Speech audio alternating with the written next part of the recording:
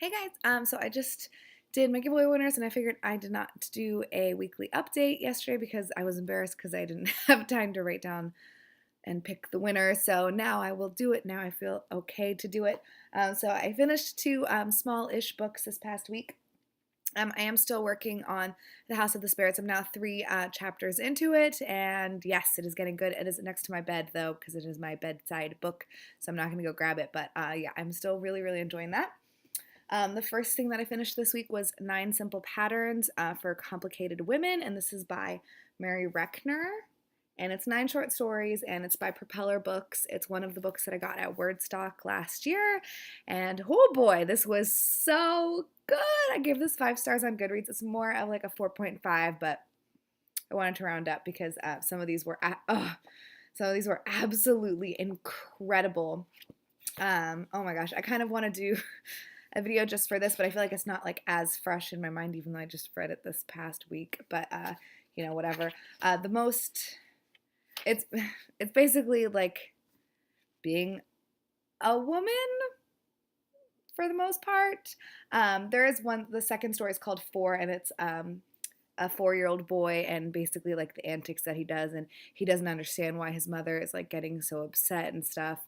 But in general, it is mostly like from a woman's perspective, and it has to do a lot with like motherhood. I would say siblings or siblinghood, sisterhood. I don't know. And I feel like the negative things that are involved with that, and like friendship too, is I feel like I don't know. I thought it was really really interesting because I feel like there's a tendency for people to, like people post on Instagram like, oh, here's my makeup and like da da da, and like, oh, I'm living my life so beautiful, like everything's great and da da da, whatever. And so it's everything is very, I don't want to say artificial, but we're trying to present ourselves in the best possible light all the time, and so we're all showing everyone else like all of these great things, so you don't get like deep enough with people. And I feel like that leads to a lot of isolation because if you're like a mother and you're frustrated because your child, like your 4-year-old, refuses to go, like if maybe not 4-year-old, but you're potty training your child and your child refuses to poop in the toilet, he'll pee in the toilet, but he'll put on his underwear and poop in his underwear. And then you have to clean that when you're dealing with all of these other things. And this is just an example because that is one of what happens in one of the stories. I just feel like it's really refreshing to read a book where the main character is expressing these feelings and these emotions that are like not as well expressed in day-to-day life because people are so focused on having a positive like image, like that's the problem, is image is too important in our culture, and so no one is expressing these like negative things. So if you're upset and frustrated with your kid, then you're, you know I don't know, like, do you know what I'm saying? Like there's not enough um talk about negative emotions with regards to being married, with regards to having children, like jealousy between sisters. Like, oh, if you're the older sister and your younger sister hits puberty first, she gets her period first. Oh, and she gets married first, and like da da da. Like, there's a lot of like self shame, and I kind of want to start crying, which is hilarious because I am an only child, and so I can't super, but I can feel for that, like that must be so so difficult. And yeah, I thought this was absolutely phenomenal. It's a small press publishing. I feel like at this point I don't know if I'm gonna do um an individual review for it, but it is really really good if you're looking for a very like a realistic short story collection. I would definitely suggest this, and I'll link Propeller Books below.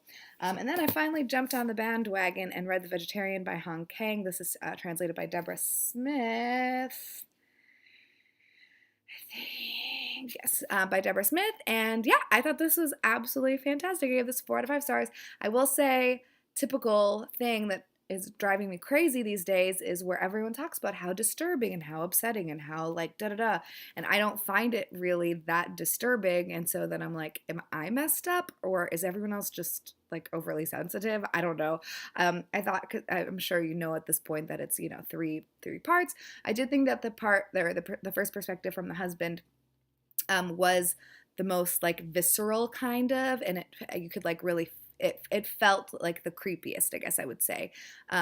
So I enjoyed that the most, I would say. There is a part towards the end of the last section that I did find a little disturbing, just based on like real life and what happens. I don't really want to talk about it, but it's a thing that is happening frequently these days, and it's it's hard to read about because it's sad because I know people go through it all the time. Sorry, I'm being super vague, but whatever. Um, and yeah, I thought it was good. I did think it was a little irritating that she kind of like rehashed what happened in the previous section.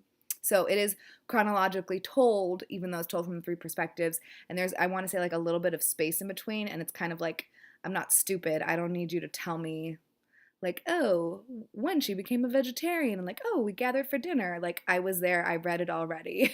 So I like a little bit more nuance, I guess, in my writing. Like, I don't know. I don't need to be like explicitly told something that I read about 60 pages ago. So I did find that a little bit irritating, and it was not nearly as dark as I was expecting it to be because of all of this hype around it. But I did think that it was good. I you can see my computer. And then I did start. Well, I started reading the New Yorker. I'm like behind on the New Yorker now. Surprise, surprise, since I'm behind on everything. But I did start this, and there was a really interesting um, article. It's like a short kind of called "What Would Billy Do?" and it has to do with the fact that Mike Pence won't dine alone with a woman who's not his wife or whatever, and it's like they don't want to be, and it's because it's Billy Graham's rule, who's like an evangelist. You know what I'm trying to say, an evangelist, and so he has this rule, and so even like it's just like ridiculous. I feel like first of all, the fact that you feel like you can't have dinner alone with a woman or something without it being misconstrued as sexual, that's like you're putting that onto that situation. It's kind of like this whole talk about like breasts and freeing the nipples. Like the only reason that women have to cover up their nipples is because men sexualize them. So that has nothing to do with, I'm getting on a whole tangent. I'm sorry, guys.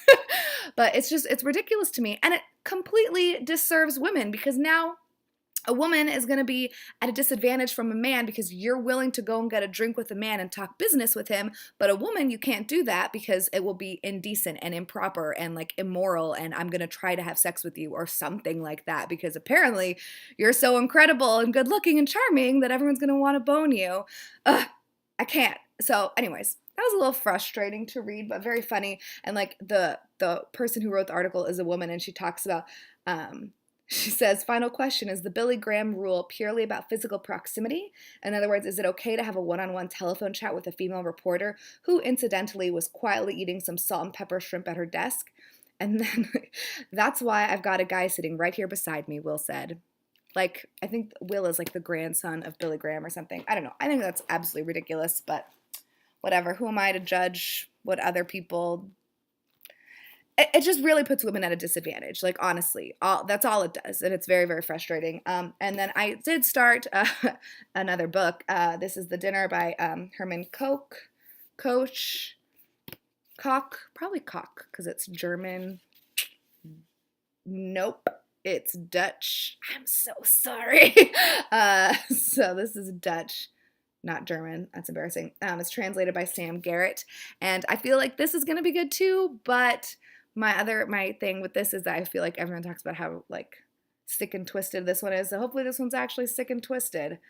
I don't know. I'm 9 pages into it, so I don't have tons to report on today. I got wrapped up in conversations at work today and didn't have any time to read. So yeah, those are the things that I've read. I will link them below. And I'm sorry I'm talking about the New Yorker so much. Is this annoying to you? I just find it so interesting. Okay, I still want to do a video about the God Pill, but I feel like I need to reread it, and I want to reread 2 of Kurt Vonnegut's short stories again before I do that video too, because it has to do with like people wanting to live for a very long time again, and it reminds me of Kurt Vonnegut's a couple of his stories from Welcome to the Monkey House. So, problem is that I'm very behind on reading, so I don't really have time to reread those things right now, but hopefully it will happen eventually. Yeah. We'll see. Let me know what you're reading. I'm behind on booktube videos. I'm so sorry. Well, hopefully I will catch up eventually, or at least like just jumpstart where I'm at right now, maybe just say goodbye to the videos that I've missed. I feel terrible doing that, but sometimes you gotta do what you gotta do, right? You only live once. Okay, I need to go. Bye.